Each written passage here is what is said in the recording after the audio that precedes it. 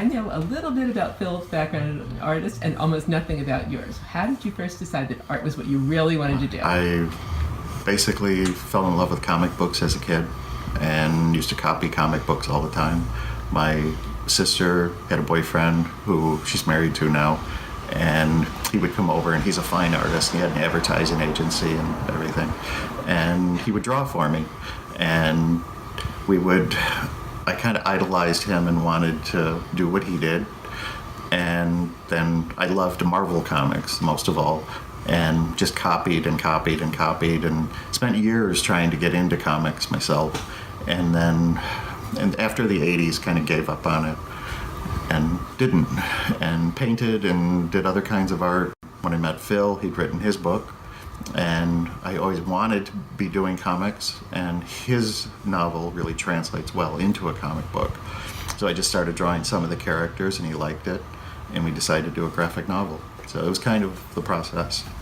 And Phil, of course, that novel is Fadison, 24602, and you are an incredible storyteller. Would you tell me a little bit about your background for anybody that didn't hear an earlier interview as a storyteller, and what first got you inspired to do that? Well, Don, I've always enjoyed reading, and I have always wanted to be able to tell a story utilizing the skills I've learned in school. I went back to school as an adult and ended up getting my master's in writing, creative writing. And I had this story in my head, and I wanted to share it. A story of social justice, of size diversity, and I created a story about a woman who faced all odds in the future in a world that's very intolerant to fat people. And the story just kind of unfolded. I let the character, whose name is Delilah, pretty much tell her own story, as any writer tends to want to do, and that became this 400-page book that I now turning into a graphic novel, Fadison the graphic novel. And when will Fadison the graphic novel be out? Well, we just finished part 1. It's in 3 parts, and now I'm going through and checking the formatting, and it'll be out. Part 1 will be out this summer of 2017.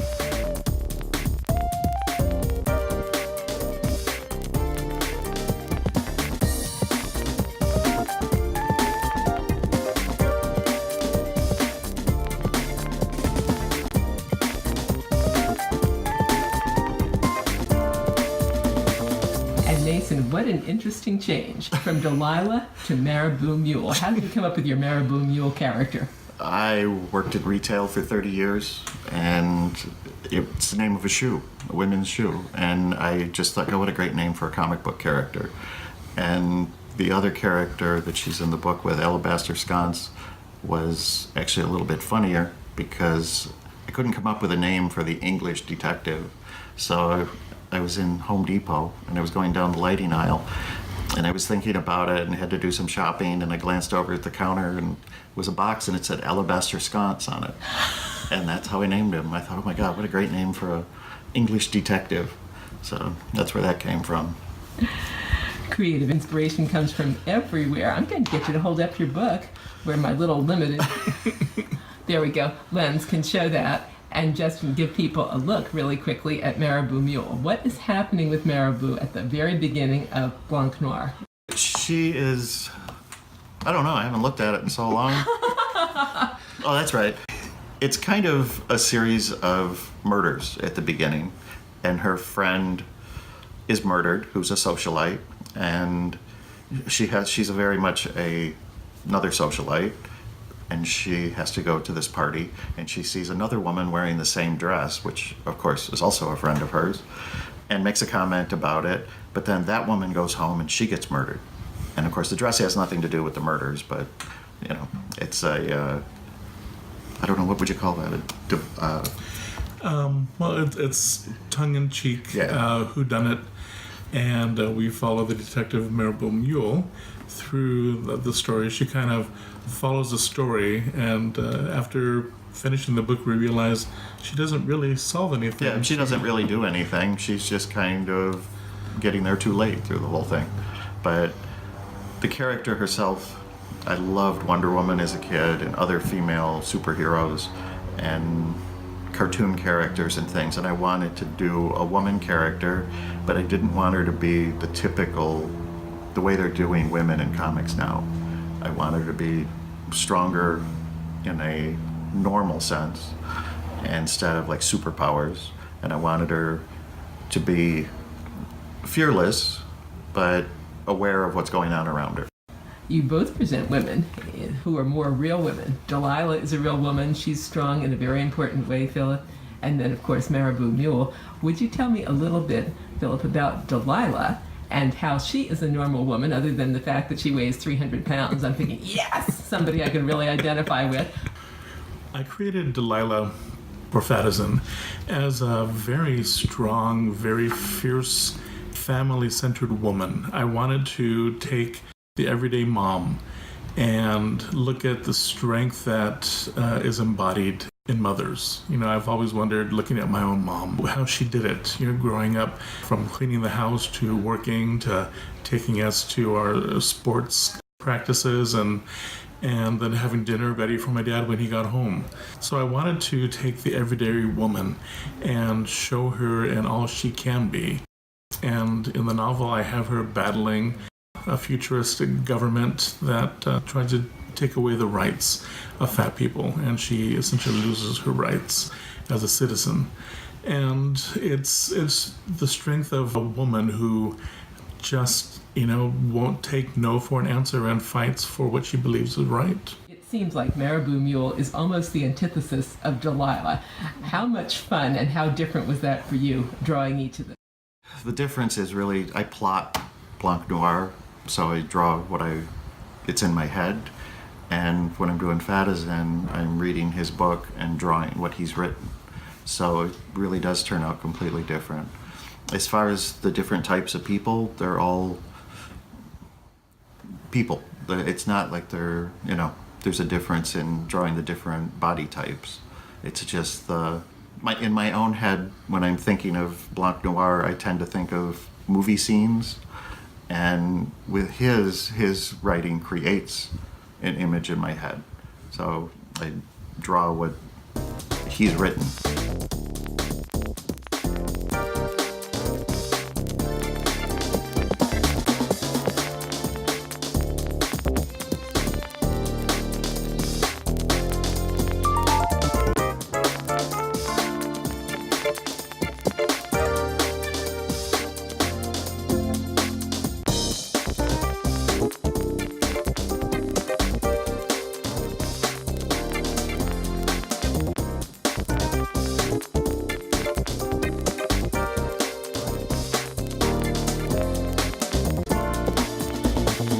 How did you come to choose? You've told me you really love comic books, but how did you come to choose the noir film genre and combine that with horror movies as you do in Blanc Noir?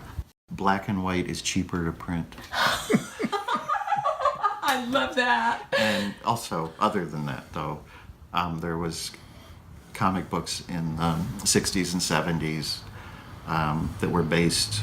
They were a company similar to EC Comics from the 50s, Tales from the Crypt, but it was creepy, eerie, and vampirella. And so that they didn't have to deal with the Comic Code Authority, they were magazine size as opposed to comic book size, and they were done in black and white. So they didn't have to adhere to the comic code. And that's the other thing. I love the artwork in those, so I wanted to do that type of art. And it's fun working in black and white. And I do everything by hand. I'm not a computer. I'm not good at computers.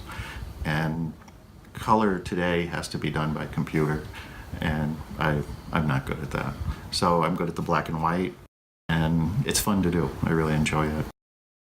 I'd like to hear from both of you about the creative process of creating a graphic novel as you're doing. It's an average day. You're working on Blanc Noir. You are working on Fadizan. What's your day like? My day's different than his because I'm home and he's at work. And then when he comes home at night, he works on our books. And I hate to say it, I'm kind of bossy. And so I'm always like, what'd you get done? How much is done? When is it going to the printer? So I'm always pushy. And I don't know if that's good or not, but We want to have Fat as in the graphic novel done by July. So that's our goal, and he's really pushing to do it.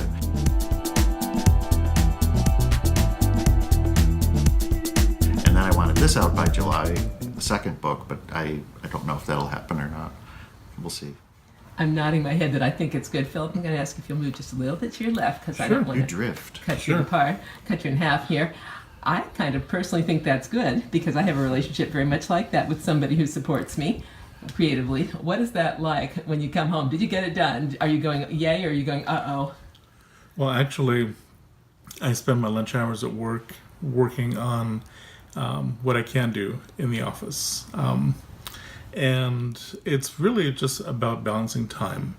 At home, why don't you pull out one of your drawings? And, during the day, Mason is doing all of the illustration work. And when I get home, I take what he has drawn and I scan it into our computer. And then I work on the digital aspects, which are the word balloons, and the formatting of the pages. And these are a few of the pages Mason has for Just a few. Wow. That's the next too. Why don't you hold up? Let's hold one one up thanks to my tiny little screen. This is going to be the cover for the next one. And That's going to be gorgeous. she teams up with an African American detective, based on another thing that I absolutely love was all the exploitation movies of the 70s, Pam Grier and Shaft and all the different movies. So she's kind of the opposite of Marabou. Marabou is very street and rough around the edges, and she's going to be very educated and smooth, but they make a good team together. And then they're going to go rescue a Muslim woman who's being held as a slave. I love that. Yeah. Can you show the other one as well, please? Yeah, so I felt like Blanc Noir was my La La Land, and I wanted to do something more diverse because I noticed my first one wasn't. So I've tried to include a lot of different nationalities and personas in the second one. This may be your Moonlight or something of that nature. Yeah, This is going to be exciting to see. thank you. I want to be sure and cover where your art's found and the fact that you started something exciting together this January. I hope I'm going to say it right. Embonpoint, is that right? Yes, actually, and the English pronunciation would be embonpoint. Embonpoint. But in French, it's embonpoint, which means plump. So in January, we started our own publishing company, and that was pretty much because we wanted to put out our graphic novels just as we wanted. Oftentimes, when writers work with a publishing company, you don't have full creative control over the end product. And so we decided to kind of get around that and to put it out exactly as we want. We'll just create our own company. And of course, we realized there's a lot of work when you do your own company, and we're realizing just how much work that is. I mean, I knew that ahead of time, but it really, when it comes down to distribution and contacting retailers, it's a big project, but we're up for it, and we're learning on the job, and we're real excited. And the website is embonpoint.com. And we're just real excited to be able to move forward and put out our work exactly as we want it to be out there in the world. Embonpoint.com. And when you say that you're learning, Philip, what's an important lesson you've learned as a new business owner together that could really be helpful to somebody else who's thinking of doing something similar to what you're doing as an artist? I think one of the main things that we've learned is that everyone has strengths, and you need to rely on your partner's strengths to get the job done. You both can't do the same thing at the same time. And so I use what strengths I have, and Mason utilizes his, and we both step in and out of creativity and then direction, art direction, and how things should look. But it's teamwork, and realizing that no one person can do everything, and it really is a shared task. What you're doing is not easy. You're a couple and a creative team. A lot of couples would probably wind up killing each other if they tried to do what you're doing. What makes it work? I can't imagine doing it with anybody else. Seriously, it's a different, I've never had a relationship like this before. And I've never been with somebody as understanding as him. So for me, he's easy to work with, you know. And we both have a lot of respect for each other's talents. So it's not hard to say things to each other, because I know, you know, if he doesn't like something or he wants me to change something, it's not a personal attack. It's not what I envisioned. So, you know, it's easy to work together. It's very easy to work with. So. As I totally melt here, and I hope that wasn't too personal of a question. No. Philip, what's your thoughts on that? Why does it work so well for you? It's very helpful to have a driving force like Mason behind me. You know, I like to think that I'm on target and I get the job done, but it's very helpful to have that person supporting me to get the job done. You know, for instance, when we were working on, when I was finishing Fatizen, the prose novel, I would work for an hour before I left in the morning to the office. And Mason made sure my lunch was packed. He made sure I had breakfast, and dinner was ready when I got home. So, as mundane as those things seem, when you're working a full-time day job outside of writing, it really makes it possible. And to have that kind of support and motivation to get it done helped me finish my book and is helping us stay on track with our projects. And I appreciate that every day.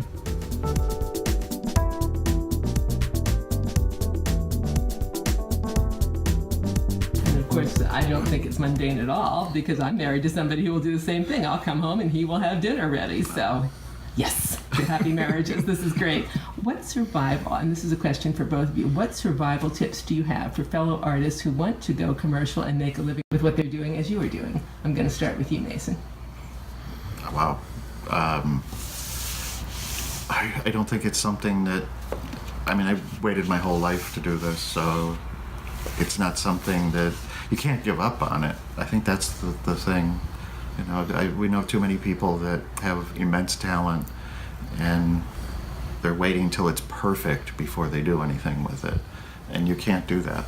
You put out, and who was it? The one Zoe's, the actress that we saw interviewed, and she said you work and you put out there the work at the level you're at, and then you use that to improve, and you just keep improving, but you just keep putting it out there, and it's the only way you'll ever get anywhere. If you keep it hidden and you wait, it's never going to happen.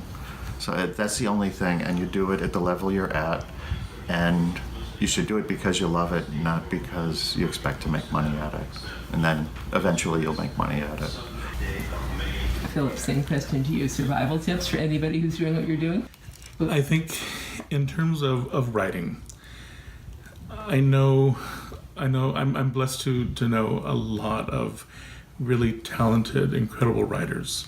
And I know that there can be a fear in putting anything out there that isn't quite perfect.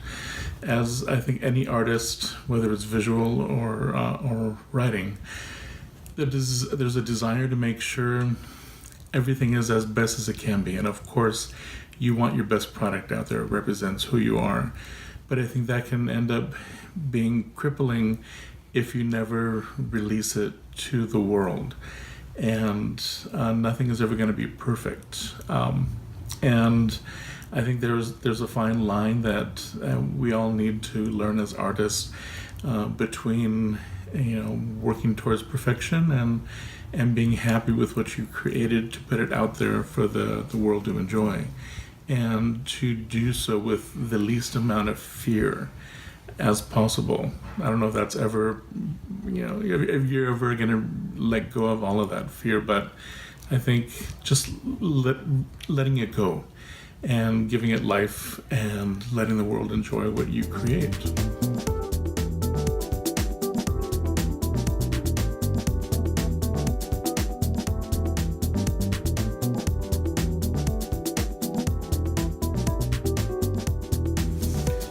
we wrap up here, let's have the website again. And I know, Mason, you have some of your fine art also out on a website, and Philip, you have your writing on a different website. How about we give that bunch of links here? We actually have them all connected through our Embalm Point website, and so that's www.embonpoint. It's EMBONPOINT publishing.com, embonpointpublishing.com. And that'll give you links to Mason's work and to Fatizen and to my writing blog. It's all accessible through there. So. And final question here to both of you, kind of the signature question for my podcast. If people could only get one thing from your work about innovation, creativity, and making a difference, what would you want them to take away? I'm going to start with you, Mason. I might sound stupid, but fun. My stuff, I really just want to have fun with it. So when someone laughs at it or looks at it and they get the joke, that's all I want. It really is. And how about for you, Philip? I really want people to see what message I'm trying to put out there. From a novel, the message is really about social justice, about equality. And in the future editions of Fatizen, it also is about making the world a safe place for all people, about not judging, or judging as little as possible. I don't know if that's ever possible as human beings, but just stepping back and allowing people to be who they are, and letting people know that there's room for everyone in our world. It doesn't matter who you are, there's room for all of us.